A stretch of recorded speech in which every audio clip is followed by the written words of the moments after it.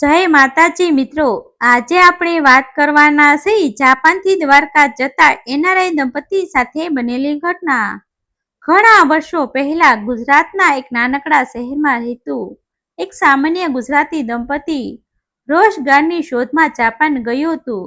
શરૂઆતના દિવસો તેમના માટે સહેલા નહોતા। ભાષા અજાણી, લોકો અજાણ્યા, રીત રિવાજ અજાણ્યા અને સૌથી મોટી વાત તો એ કે પોતાની વતનની માટીથી હજારો કિલોમીટર દૂરનું જીવન તેમને અંદરથી સતત ખાલી કરતું હતું। પરંતુ બંનેએ હિંમત હારી નહીં। પતિ હિતેશભાઈ એક જાપાની કંપનીમાં નોકરી કરતા અને પત્ની મીનાબેન પણ થોડા સમય પછી કામે જોડાઈ ગઈ। સમય પસાર થતો ગયો અને જે દેશ ક્યારેક તેમને પરદેશ લાગતો હતો એ જ દેશ ધીમે ધીમે તેમનું ઘર બની ગયો। વર્ષો વીતી ગયા, મહેનતથી પૈસા કમાયા, નાનું ઘર લીધું, જીવનમાં સુખ સગવડો આવી અને સમાજમાં માન પણ મળવા લાગ્યું। પરંતુ એક વસ્તુ ક્યારેય બદલાઈ નહીં, તેમના હૃદયમાં વસેલું ગુજરાત અને દ્વારકાધીશ પ્રત્યેનો વિશ્વાસ।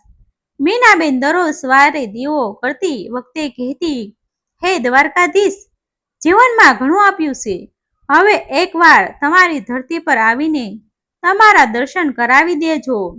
હિતેશભાઈ હસીને કહેતા, હવે તો જાપાનમાં બધું છે, જ્યારે સમય મળશે ત્યારે જઈશું। પરંતુ મીનાબેનનું મનમાં એક વાત હતી કે ભગવાનના દર્શન માટે સમય મળે તેની રાહ જોવી નથી, ભગવાન બોલાવે ત્યારે જ જવાનું થાય।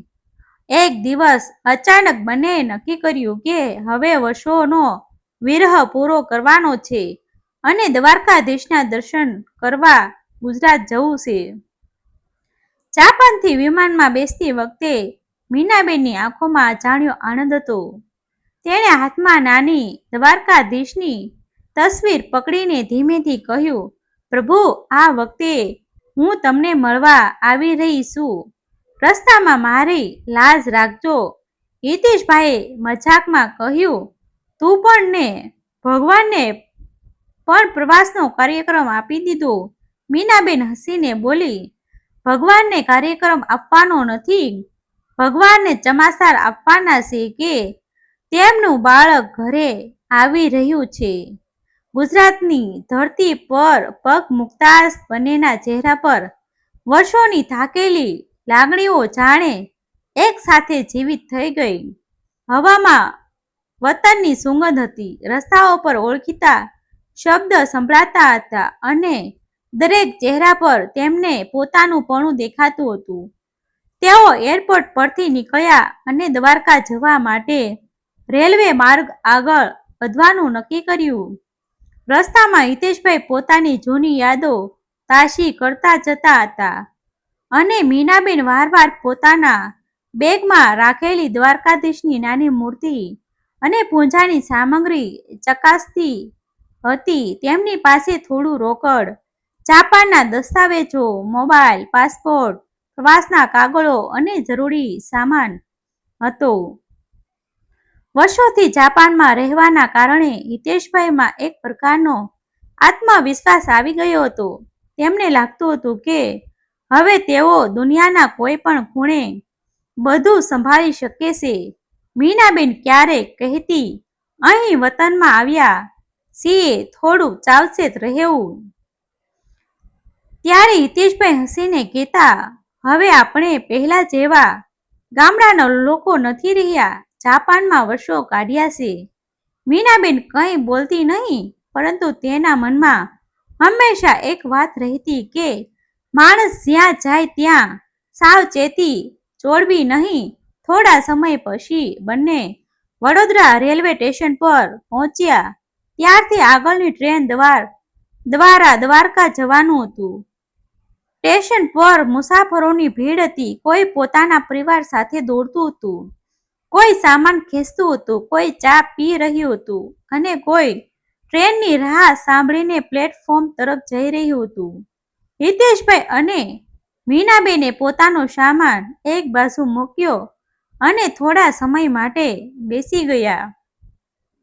મીનાબેન થાકી ગઈ હતી, તેણે પર્સ પોતાની બાજુમાં રાખ્યું અને હિતેશભાઈએ મોટું બેગ પગ પાસે મૂક્યું.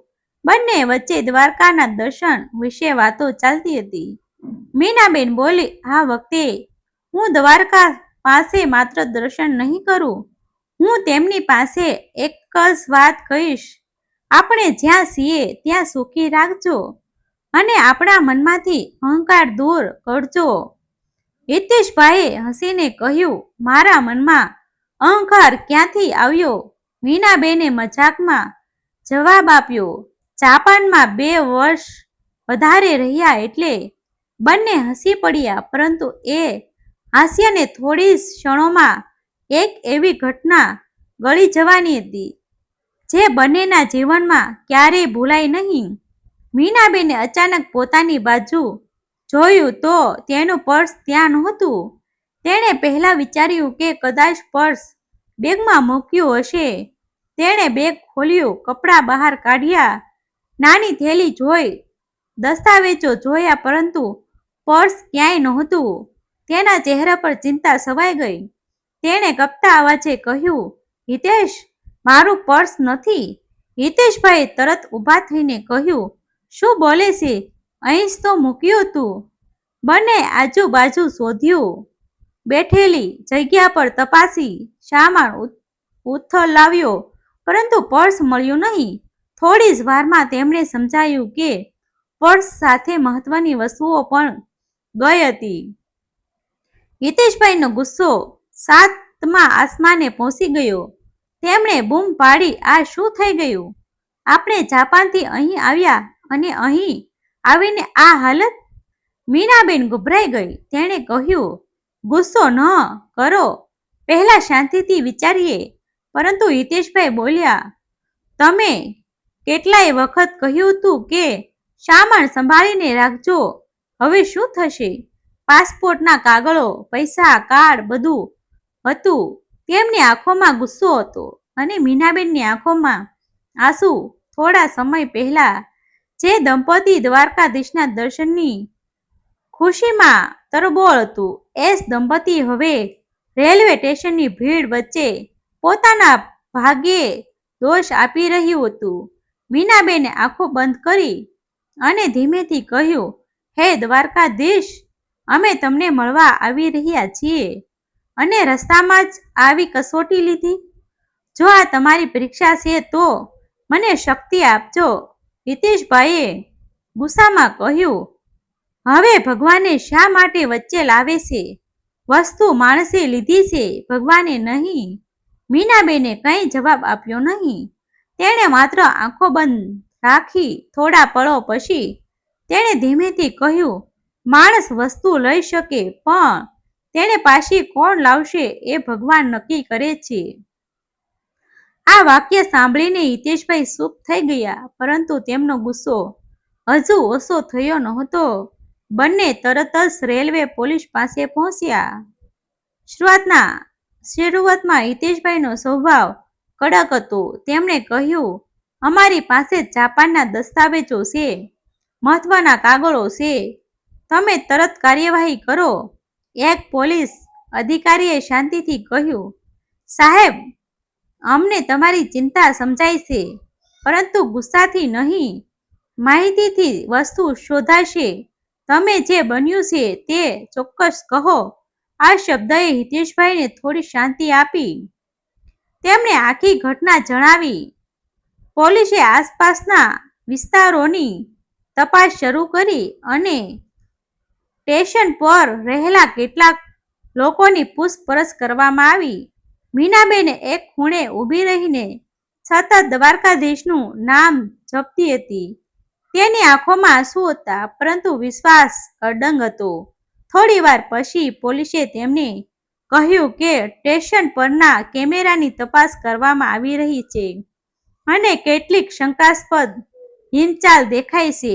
હિતેશભાઈની અંદર ફરી આશા જાગી. સમય પસાર થતો ગયો. મીનાબેન ધીમેથી બોલી રહી, રણછોડરાય, હવે રસ્તો નથી, બતાવજો. હિતેશભાઈએ પહેલીવાર તેની તરફ શાંતિથી જોયું.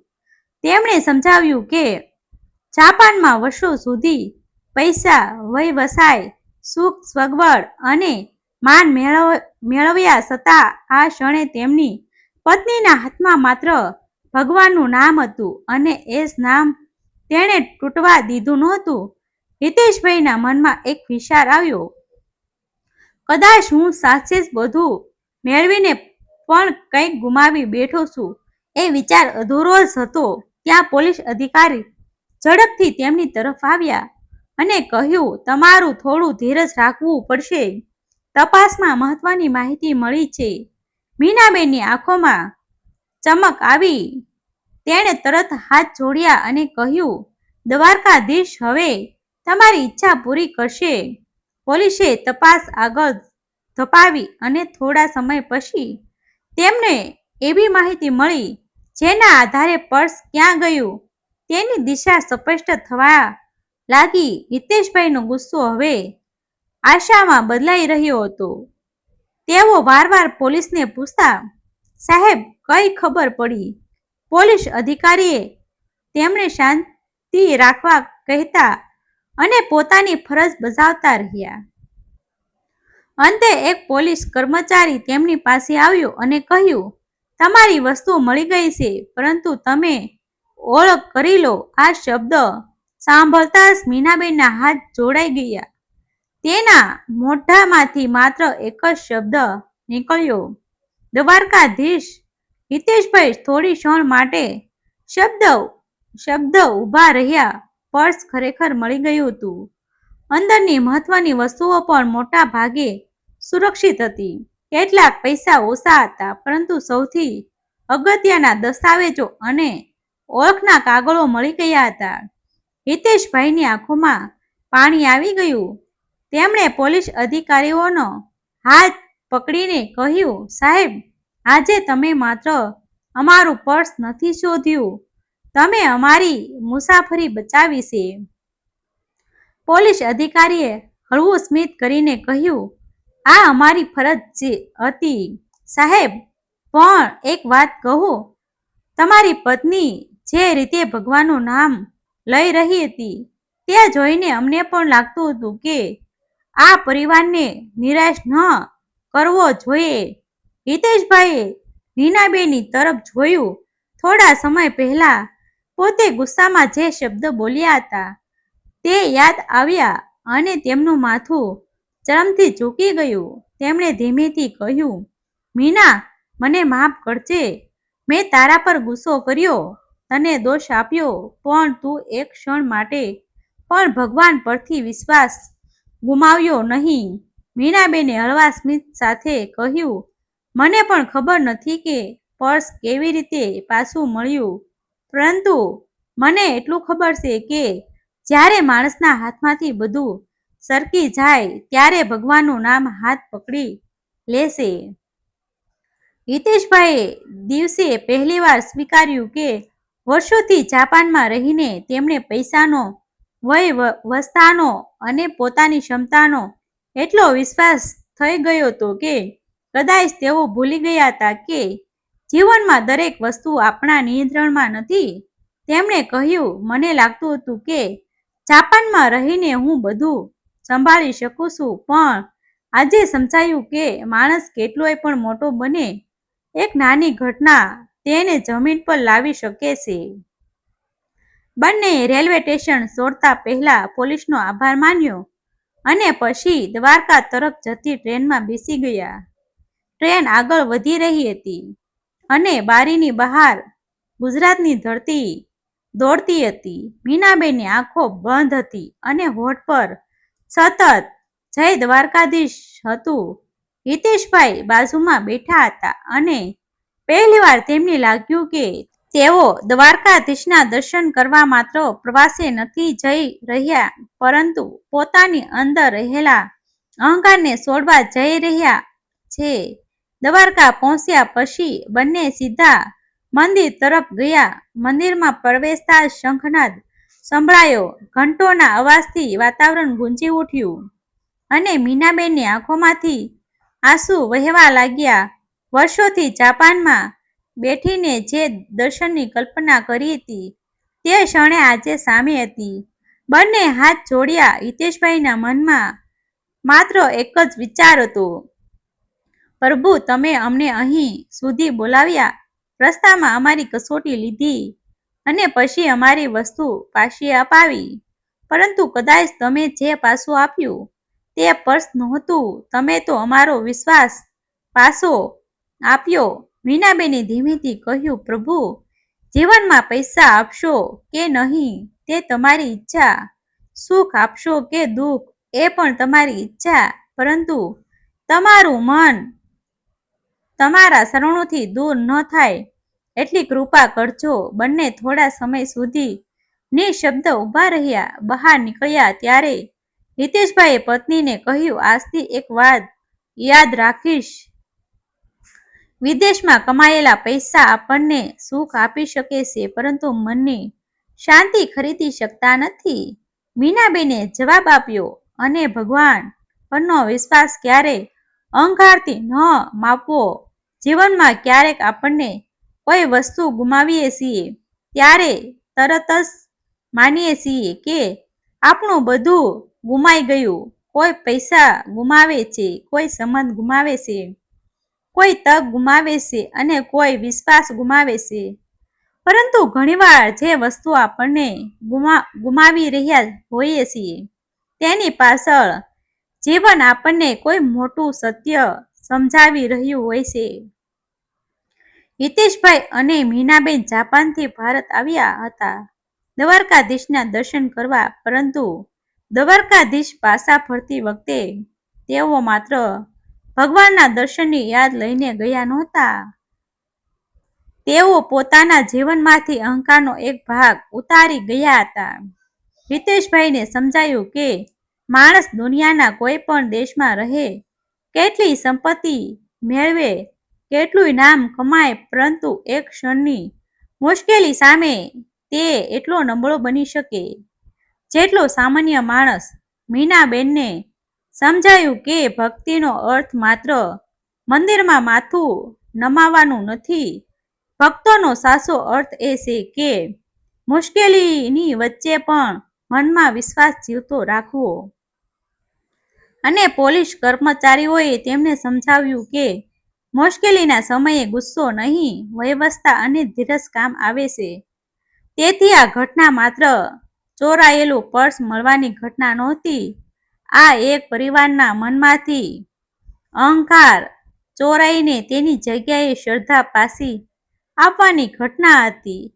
ક્યારેક દ્વારકાધીશ આપણને ચમત્કાર દેખાડતા નથી, પરંતુ પરિસ્થિતિ એવી રીતે ગોઠવી દે છે કે અંતે આપણને પાછળ વળીને જોઈએ અને કહીએ, આમાં ભગવાનનો હાથ હતો. કદાચ એ જ સાચી ભક્તિ છે. ભગવાન હંમેશા આપણા મનગમતા સમયે મદદ કરે એવું જરૂરી નથી, પરંતુ જ્યારે આપણને સંપૂર્ણ વિશ્વાસ રાખીએ ત્યારે મુશ્કેલીમાંથી બહાર આવવાનો રસ્તો ચોક્કસ દેખાય છે. જાપાનમાં વર્ષો વિતાવનાર એ દંપતી જ્યારે ગુજરાત છોડીને ફરી પોતાના જીવન તરફ પરત ફર્યું ત્યારે તેમની પાસે પહેલા કરતાં વધુ પૈસા નહોતા, કોઈ મોટી સંપત્તિ વધી નહોતી અને દુનિયાએ તેમને કોઈ મોટું સન્માન આપ્યું નહોતું, પરંતુ તેમની અંદર એક એવી સંપત્તિ આવી ગઈ હતી કે જે કરોડો રૂપિયા આપીને પણ ખરીદી શકાય નહીં. દ્વારકાધીશ પરનો અડંગ વિશ્વાસ. અને કદાચ આ જ કથાઓ સૌથી મોટો સંદેશ છે કે મુશ્કેલી આવે ત્યારે ભગવાનને પ્રશ્ન ન પૂછો કે મારી સાથે કેમ, પરંતુ એટલું કહો કે પ્રભુ, હે પ્રભુ, આ મુશ્કેલીમાંથી તમે શું શીખવું છે તે સમજવાની બુદ્ધિ આપજો. કારણ કે ક્યારેક ભગવાન આપણા હાથમાંથી વસ્તુ લઈ લેતા નથી, તેઓ તો આપણનો અહંકાર લઈ લે છે. અને ક્યારેક ભગવાન ખોવાયેલું પર્સ પાછું આપતા નથી, તેઓ તો ખોવાયેલો વિશ્વાસ પાછો આપે છે. જય દ્વારકાધીશ. ડિસ્ક્લેમર: આ વાર્તા પ્રેરણાત્મક અને મનોરંજનના હેતુથી રજૂ કરવામાં આવી છે. પાત્રો અને ઘટનાઓ કલ્પિત છે. તેનો હેતુ કોઈ વ્યક્તિ, સ્થળ કે સમુદાયની લાગણી દુભાવવાનો નથી. આભાર મિત્રો. ગમે તો શેર કરી દેજો, સબસ્ક્રાઇબ કરી દેજો. આભાર મિત્રો.